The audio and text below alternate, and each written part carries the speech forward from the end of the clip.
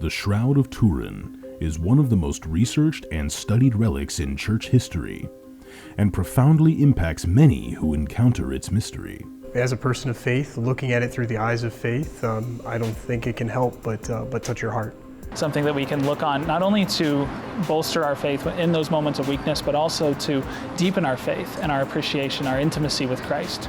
Join Fiat Ministry Network and Patchwork Heart Ministry as they examine the science of the shroud through the lens of faith. Really interesting scientific information that we didn't know about, like the pollen from all the different regions of the world. As the shroud traveled around, it picked that up. Some of the mites, things like that was really interesting to me. I mean, this made you really want to believe it a lot more. It's impressive. Like, humanly, I don't think like that is another level of love. It's not I'm gonna say, like, oh, I love you, I'll give you a chocolate. No. I'm giving you more than my life. I'm giving you my suffering. Asking both experts and disciples, who do you say I am? As far as who the man of the shroud is, as a person of faith and kind of reviewing the evidence there, it seems that a convincing argument can be made that it's Jesus of Nazareth. Visit patchworkheart.org/shroud to learn more and get exclusive behind-the-scenes updates for your support.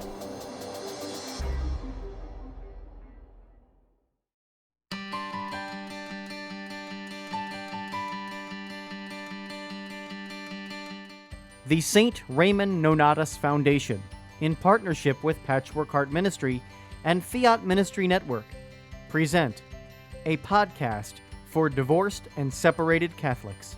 Hello, and welcome to a podcast from the St. Raymond Nonnatus Foundation for Freedom, Family, and Faith. It's our Kelly and Anne DeSantis YouTube channel for our 10 Steps to Healing for Adult Children of Divorce. We're already on episode 5, and on this episode, we're going to talk about holding on to your faith through practicing the sacramental life. And I'd like to introduce and welcome back again our board president, Mickey Kelly. Mickey, thanks for joining us again. Thanks, Anne. Always great to be here. Yes. And I thought, just for the benefit of new people on this podcast, is I'll read through the steps that we've discussed so far. I'll wait on the ones we didn't do that we still have to do, which is 6 through 10. So the steps for healing so far that we've done, step 1 was to hold on to your faith and seek God. Number 2 is understand it isn't your fault, and that is in regard to what happened with your parents' divorce.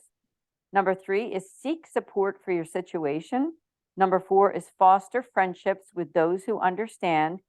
And then number 5, which we're going to talk about on this podcast, is living out the sacramental life in the greatest of ways. Because, sometimes when parents divorce, unfortunately, in families, not everyone sticks with their faith. Some people do fall away, unfortunately. Sometimes it's the parents, sometimes it's the children. So we do what we do because we want to make sure that we educate, catechize, but also encourage you, especially if that is your family has gone through this, is to not fall away from your faith. So, Mickey, just wondered if you had any initial thoughts on the topic. Yeah, and I think you kind of laid out most of this stuff quite perfectly. One of the things when you mentioned, when we were discussing this topic, actually, for this episode, I always thought back at the times where when my parents divorced, and I mean, I've told that story a million times, that I think maybe I should probably go a little deeper. What were some things he still did, to make sure I was brought into the faith? One of those was actually making sure I got to Mass every given Sunday. And we would go to church. Oftentimes, we would either take up the gifts, for the offertory at Mass, or I would be altar serving during the Mass, assisting the priest. So he made sure I did that. He still got involved in the Knights of Columbus from, push come to shove. And I think that's something very important dads need to understand. It's that you're the spiritual leader, regardless of what happens in the household.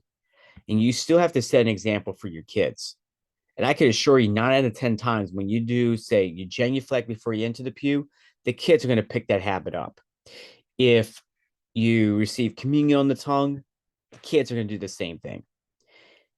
If the kids see you praying the rosary, the kids are going to do the same thing as well. It's those things that men have to understand. They still have to provide the spiritual leadership that is needed in the household, especially for their kids.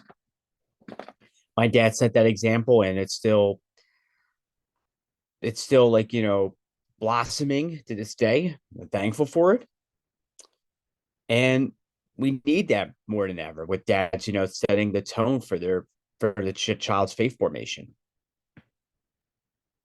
Amen. Couldn't agree more.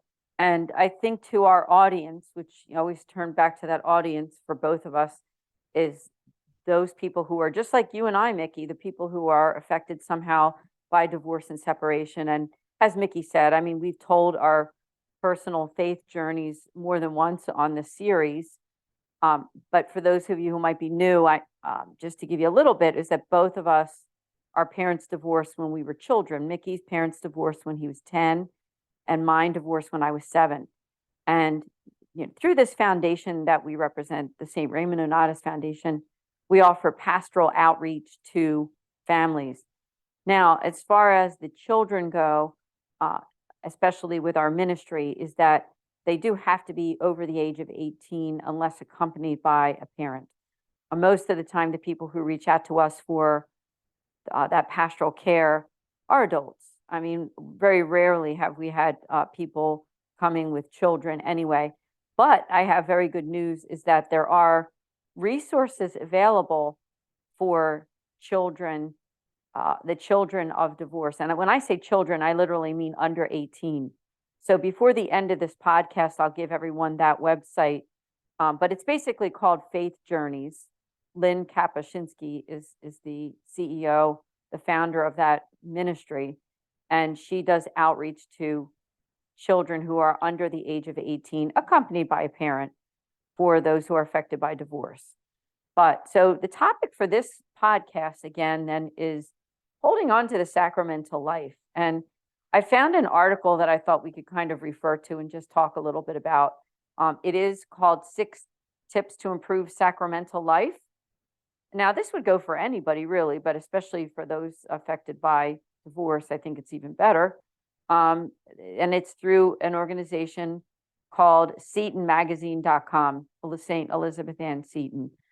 And so one of the first things that they mention is receiving the sacraments. And that means, it says, next to Holy Eucharist, the sacrament of reconciliation is our biggest help in living the Catholic life. If we really aim to be the best possible Catholic family, it's important that we go to confession each month. This is what the article is recommending. Now, the Catholic Church, I think, never really comes out and says exactly how often you have to go to confession. But we know that as Catholics, so that we remain in good standing with the church, we at least need to go once a year. It doesn't sound like very much, does it? And that would be during the Easter season. That's when they say that's when you're supposed to do it. But do it as soon as you can. I think the Lenten season, the Advent season, is also a perfect time to do it too. But once a month is a very good gauge. I know for myself, I actually go more often than that. I try to make it there as often as I can, because there's always something that we can give to the Lord when we go to confession. And in this article, it says that receiving the sacrament of penance frequently will make us concentrate on strengthening our virtues and ultimately improve our Catholic family life. Let's take like a minute or two, Mickey, before we jump into talking about Mass and daily Mass. Let's talk about confession and what does it mean to you in your life? Well, and I think it's very profound that you mentioned that. And I mean, I would kind of wish we had maybe one of the Mercedarian friars on here to discuss it with us for this episode. But I really feel like the problem with a lot of Catholics today is they are quick to receive Jesus in the most blessed sacrament. And we discussed this before too, by the way. But however, when it comes to seeking his mercy, that's where the problem is. This seems like we're taking the shortcut, but we're not taking the long cut. You see, there may be people that are receiving Jesus, yet there is a void that still needs to be filled first. And that is maybe those that are in the state of mortal sin, or they haven't been to confession, for so many years, or whatever the case is. And there's even people who have waited to have their confession heard at the hour of their death, which they should have gone between their last time for confession and, the moment they die. They're dying, of course. And I've heard stories like that, which has been, I guess I would say, kind of astonishing. But I think one thing that we have to understand is that we have to seek his mercy first if we want to get right with him. And there's no judgment. What the priest serves is that the thing is with priests is that they represent Jesus. And they're not going to say, oh, you're a bad person because you did this or you did that. The only thing that the priest should say, well, first off, should commend you for making a good confession, assuming you lay out all the sins in that confessional. And then maybe give you a couple of some things to do, maybe how to not repeat, commit that sin again. And then, of course, give you, a penance. And then you make your act of contrition. And the only thing the priest should say right afterwards is that you're absolved. You are forgiven. And I think Catholics really need to understand that they are forgiven. They just need to go and seek it. And granted, I know many. I'm sure there are priests out there. They may want to try to condemn them or whatever, but that's up to God, not them. Their job is to be ministers of mercy. And we Catholics need to understand that we have to clean our personal homes, not the homes that we dwell in, but our souls. And we need to receive Jesus in a state of grace. And that starts by making a good confession. Now, some recommendations I would give for confession would be either for the first Friday or Saturday devotion. And that happens usually like early in the month, of course. And the first Friday pertains to the Sacred Heart. The first Saturday pertains to the Immaculate Heart of Mary. And that's been very big with Sister Lucia, who is with 3 children who survived the influenza, and she was the visionary from Our Lady when Our Lady of Fatima appeared in Portugal. And Jesus made a solemn promise that those that make 5 consecutive first Saturdays, they receive plenary indulgence, and of course, it's Mass, Rosary, Communion, Confession. Now, confession, if you go the day before, day before it's a Friday, you should be fine.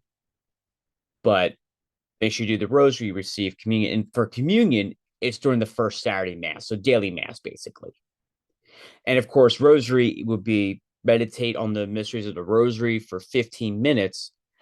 Or, as an added bonus, you can pray all 20 mysteries if you want to. I strongly recommend going to confession on the first Saturday. And then I would say go again like 2 weeks later. Go twice a month. Now, build up the key is you have to build up that discipline. It takes practice. Yeah, everything that you said was just spot on in terms of recommendations. Just a personal note for myself and for our audience, and just for myself in remembering this. But, all the things that Mickey's talking about the devotions, the first Saturday, the first Fridays, and other devotions that you can do. When you do start to decide if you can make it, not everybody can, but if you start to try to go to daily mass, you start to learn more about all of this. And I think that's a good place to start. If you're making it to Sunday mass, well, of course, that's necessary and beautiful. And maybe because of your work situation, it's hard to get to daily mass at all. But if you start to go here and there, or maybe even make it a point to try to attend, as Mickey said, maybe on that first Saturday morning or something, you get to learn a little bit more through the people that you meet and through the prayer groups that are available. So I just highly recommend that as well. And this article is also very good as it continues to talk about receiving the sacraments. And we think of things like going to confession and mass, but the article mentions other sacraments too. And one of the things that it says, now keep in mind that this article is a little bit geared to like homeschooling families. It says that daily reception of Jesus and the sacrament of the Holy Eucharist is very important for, and it says for the homeschooling family. The daily graces help us deal with the aggravations and frustrations of every family. And I just thought that was great advice because, when you go to mass, you're getting Jesus every single time that you go. And whether you are a person who's devoted to family life or a single person who's still getting over maybe the divorce of your family, your parents, daily mass is a great thing. Now, the article goes on a little bit to talk about attending things like weddings and funerals. I think we should talk a little bit about this too, because this is also a way to continue to observe your sacramental life. It says, when possible, take children to see a wedding, teach them the deeper meaning of the sacrament of matrimony, and of course, then attending funerals. And then it gets into the idea of teaching children and teaching ourselves about the other sacraments. That would be baptism, confirmation, and also the sacrament of the sick. I mean, I have a whole story, a personal story about that. How basically, the Lord restored my health from it. So let's just talk about a little bit about those other sacraments too, Mickey. Anything that you want to share? Because these are ways that our audience, people who are affected by divorce and separation, those adult children, attending weddings, attending funerals, attending even confirmations for other people and families, how that can strengthen your faith. Yes, and I think it's really good that you really brought those suggestions up. Well, the person who wrote the article, and you're kind of reinforcing it. And I want to do it a little more too. I would say that, kids at a young age, they really need to maybe see things and understand. I remember when I was a kid, my dad used to take me to some funerals. Not that I was dying to attend, pun intended, of course, but I felt like he was trying to show me that there are a couple lessons to it. First of all, he's trying to help me understand that, and just hearing stories from people, like the eulogies, how to live the life and, was expected of me kind of thing, on this mortal life. But at the same time, when you attend a funeral mass, there's something deeper than, seeing the world, getting a degree, raising a family, what have you. There's something more to it. And that is to, live out your vocation and, live out your faith. And unfortunately, I remember there have been people that, were born Catholic, raised Catholic, but what really is appalling is they don't go to faith. They don't go to mass every given Sunday. They fell away at some point. And you actually alluded to earlier, and if I recall, you alluded to about the well, I like to call them the creasters. And basically, they're people that only go to mass twice a year. One would be like Christmas, and maybe at the time of this podcast being, I'm not sure if it'd be aired like December, what have you, or probably by the time we air this, we probably already see it because the churches are usually packed on Christmas Eve. The children, the families and what have you, either Christmas Eve or Christmas morning. And then we're going to see them again Easter, probably Easter Sunday. I think some of the most profound things that I have seen is that it's one that, you're the recipient of those sacraments, but it's another where, like, I mean, I got to see some of my nieces and nephews get baptized, receive their first communion, receive the sacrament of confirmation, and God willing, I'll probably see them, make a matrimony, or one of my nephews becomes a priest. I mean, God bless him, But I have been to quite a bit of funerals. I have been to quite a bit of weddings too. Well, one of them was actually your daughter recently. And then I actually went to two of my best friends, two of my closest friends' weddings, Jerry and Melanie, who are from San Antonio, Texas. Don't know if they're listening to this, but guys got a shout out this evening. I thought it was a blast when I went to your wedding. But it does, Anne, because I feel like that, I think that's like an evangelization in disguise. Because, like, especially with kids, I mean, they're young, they don't understand. And oftentimes, like, kids would be like, well, what's going on here? What are they doing? Things like that. And then the parents trying to explain to them, like, okay, this is what's going on, what have you, trying to give them the play by play. And that's something like what we need to do with our kids, or, siblings, trying to teach our younger siblings, what's going on. And there even like those that are non-Catholic, like some like non-Catholics, the Protestants particularly, they have their own way of doing it. Catholics do this, Jewish, the Judaism faith, this way, Islamic, whatever. But then when they go to like a Catholic setting, it's like it's like learning another language, basically. And that's like something like we really need to do more. We need to start taking people. I mean, start taking people to mass more, to funerals more, to weddings. Of course, you have to draw the line, be like, funerals, like it's kind of like a sad occasion, like you're mourning the loss of a precious child of God, a human being that was created in his image and likeness. Weddings, of course, you're seeing one man and one woman become one. Of course, love wins at the altar. Things like that. And also, too, like, going to these ordinations for priests or even bishops, too. Even for the permanent diaconate. Like, those things right there really help the young kids, understand, okay, what's going on here? And you provide the step by step. Well, what's going on here? What's happening here? Like this and that. Those things really, I think they'll plant the seeds for the kids, like, to understand, like, what's this and what's that. It's one thing you tell them, but they have to experience it. I remember one time, like, I saw a dad that we had a little brief adoration period, and this was during Abbey Fest. And I was like thinking to myself, I remember I was like, standing there praying, and I was overhearing a guy who was like saying to his young child, like, this is, saying something about, like, this, that blessed sacrament, blah, blah, blah, blah. And I was like ready to say, yo, be quiet. That kind of thing. I was like, no, let him do it. I'll let him explain it. He had a little kid with him. So I just thought, you know what? He's trying to evangelize. Let him, but I thought he could have done it at a different time, But bottom line, people have to learn, they have to experience stuff like this so they can understand it and have a grasp of it. It's one thing you learn, like, from a book or whatever, but you have to experience it. And I've always been a hands-on learner, so I know exactly what it entails.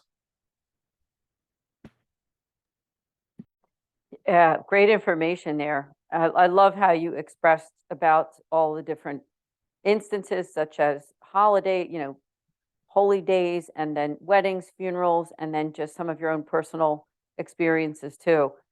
Now, I thought we can move on in the podcast, as the next thing in this article is about sacramentals. And I thought that's a really good thing to offer to our adult children of divorce, the beauty of sacramentals. And I want to really read what this says, because I think it's something that we can all really try to practice. It says that the most popular blessed objects of devotion are holy water, candles, ashes, palms, crucifixes, medals, rosaries, scapulars, images and statues of our Lord, the Blessed Mother, and the saints. It says these physical signs are not only a witness to beliefs in his truths, they also serve as a moment-to-moment reminder of him that he belongs in our moment-to-moment activities and thoughts. In church, statues and pictures remind us that we are on holy ground. The Catholic family home is the quote, the domestic church, and it's also consecrated ground. Statues, pictures, holy cards, and May altars all remind us of the sanctity of the home. We're kind of in the middle of the podcast at this time, and we have a couple more things to discuss, but let's take a couple minutes to discuss sacramentals. And I didn't know if you had anything you'd like to say, because I do think they can enrich our audience, those adult children of divorce who are looking to grow closer in the sacramental life. And you touched on something right there. And I agree. I think one of the most important things, like really to help improve your spiritual life, is I think you have to be invested with, a scapula, like brown scapula. And then I have the scapula for the Mercedarians that I was invested by one of the Mercedarian brothers or friars a couple years back. And I really feel that they help you grow closer to God, especially if you wear it every day. Some of the things that I really like, I think for the majority of the time that I have carry with me is a rosary. I consider it as the Catholic version of a concealed carry. And every Catholic has to carry a rosary with them. It's a spiritual weapon. I have it with me every time I'm outside the abortion facility. I have it with me when I go from point A to point B. And there's a church, if I have time, whether it's after work or before I have to go to an appointment, what have you, I stop in there and I maybe just find a quiet place and pray that rosary. I feel like devotionals, and I feel like pick a devotion and learn about it and share about it. Most importantly, especially if maybe the rosary is your devotion, pray it more often. I have prayed, as a matter of fact, I'm maybe at the time of this recording, or by the time we're finished with this, I will be wrapping up the 54-day rosary novena. And that goes back to the late 19th century, I believe. Yeah. And basically, it's like, this is before the Luminous Mysteries came about. But I think now they have a version with the Luminous Mysteries now. So I don't know what that entails. I don't know if that was approved by the Vatican or not. But anyhow, usually the 54-day rosary novena. Now, granted, you may pray it and it, maybe a favor does not get granted by God. But that's okay. Just try it. Doesn't hurt you. I'm actually offering it for some special intentions, and I thought it'd be a good idea to pray, as the end of 2022, and and my my faith thing strong.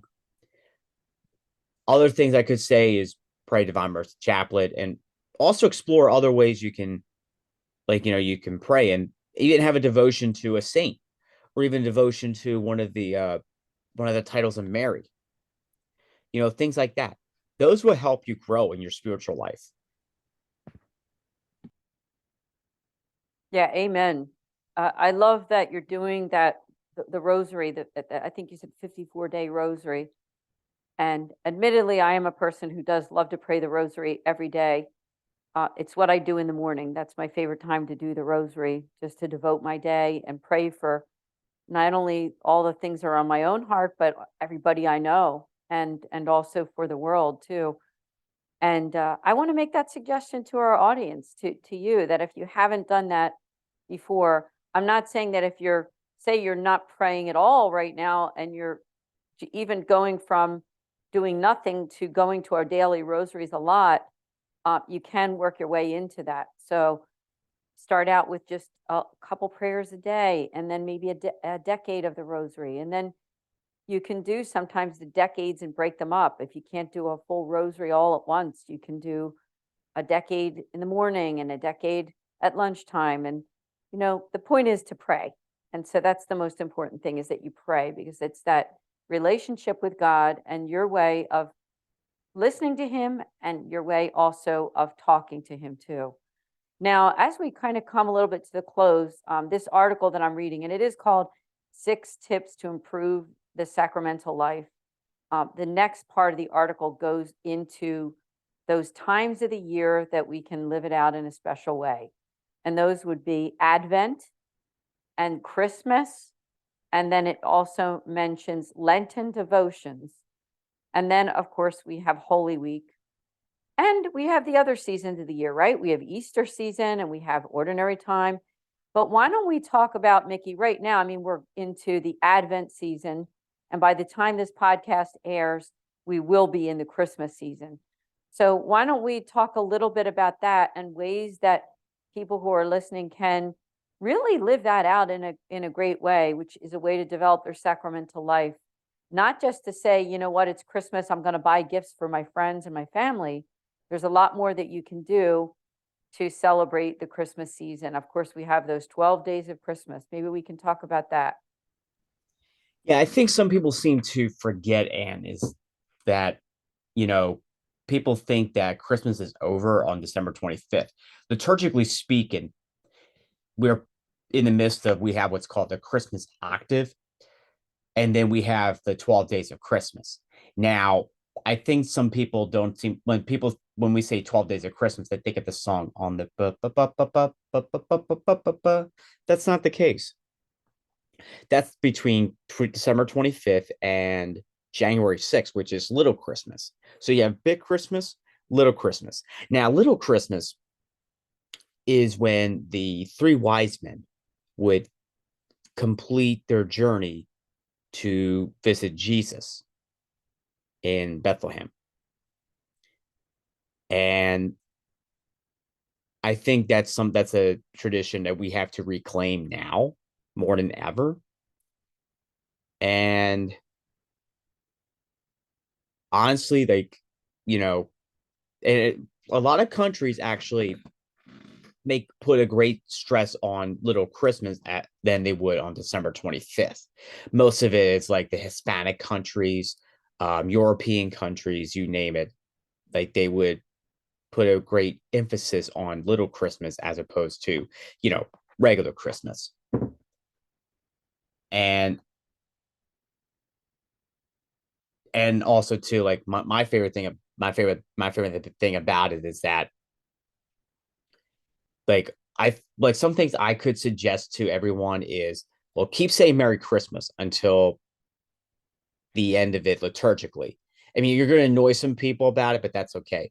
In the Eastern Church, they go on until February 2nd, which is the feast of the presentation of Jesus, oftentimes called Candlemas. And I know there's some people in the Western Church that would like to claim that tradition, which I honestly think that's a great idea. And I think there are some things that has been kind of lost for whatever reason. Maybe they thought it was barred or it was stopped for whatever reason. But guess what? I mean, anyone can do it, regardless of whether you're on the east or the west side of the Catholic Church. Anyone can do it. Yeah, that's a beautiful suggestion. And I myself have actually attended masses from the Eastern Rite. I used to teach at a school that was Ukrainian Catholic. And so it was very interesting to learn about all the different customs and things that they do as a church, which, we're in communion together. The Catholic Church and the Ukrainian Church, the Eastern Church, is not out of communion. So it's good that's a good thing to know. And some of those things are things that we can practice too. But anyway, I love the suggestions that you made about Christmas. Now, this article, I want to mention to our audience that if you want to look up this article, again, it's called 6 Tips to Improve the Sacramental Life from SeatonMagazine.com. And admittedly, the article is geared a little bit more for families and younger, parents with kids.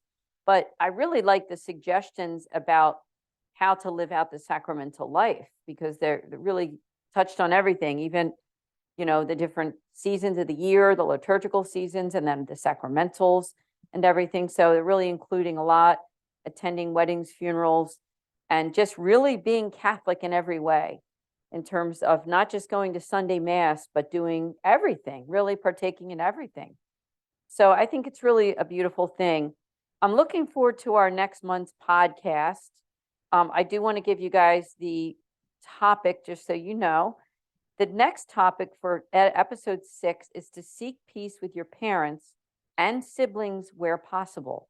Because sometimes when there's a divorce, not everybody gets along. And sometimes even siblings are torn apart in how they get along over the years. Adult children of divorce aren't always just those people who are 18 or 19 years old. They are people, even like Mickey and I. Mickey's in his 30s. I'm in my late 50s.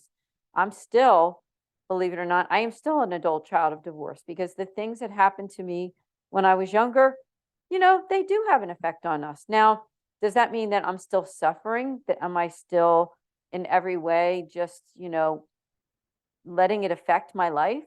You know what? Because I do things like this, involved in the foundation and helping other people and seeking healing and doing some of the things that Mickey and I are suggesting to all of you to do, I would say that I'm doing just fine. And in fact, I'm doing well. And I know Mickey is too. And I think with God's help, you can be fine too. Everything will be fine. But the most important thing is to just believe and follow the Lord, and don't give up on your Catholic faith. And the topic of this podcast again was being devoted to the sacramental life of the church. So Mickey, as we end this podcast, I didn't know if you had any final words to share.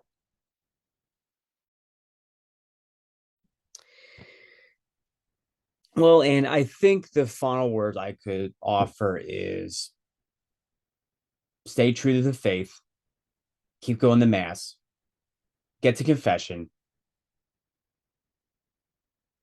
pick a devotion, and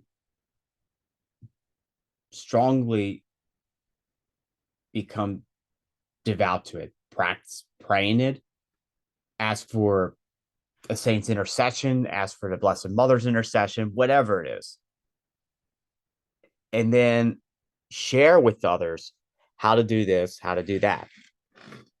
I think that's probably one of the most important ways we can evangelize about our faith.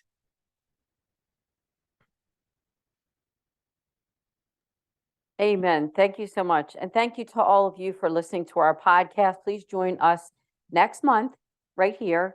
Now, don't forget, if you could, visit our website and learn more about what we do by going to nonnatus.org. We are a Catholic nonprofit 501c3, and we're here to serve you. So we do appreciate everything and all of your prayers. God bless everyone, and we'll see you next month. Thank you for listening to this podcast.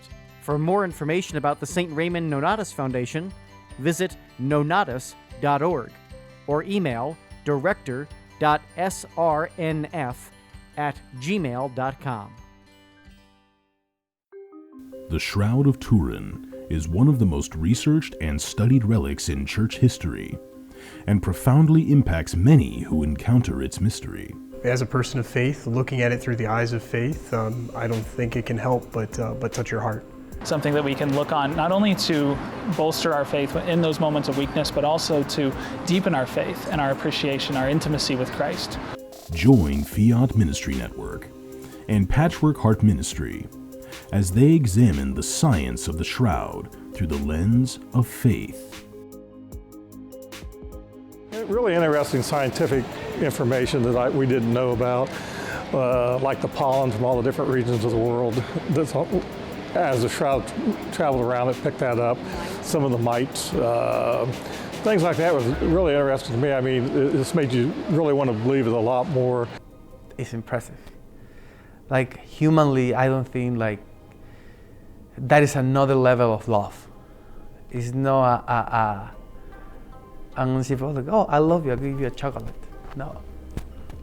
I'm giving you more than my life. I'm giving you my suffering.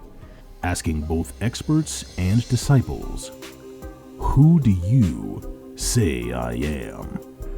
As far as who the man of the shroud is, as a person of faith and kind of reviewing the evidence there, it seems that a convincing argument can be made that it's Jesus of Nazareth. Visit patchworkheart.org/shroud to learn more and get exclusive behind-the-scenes updates for your support.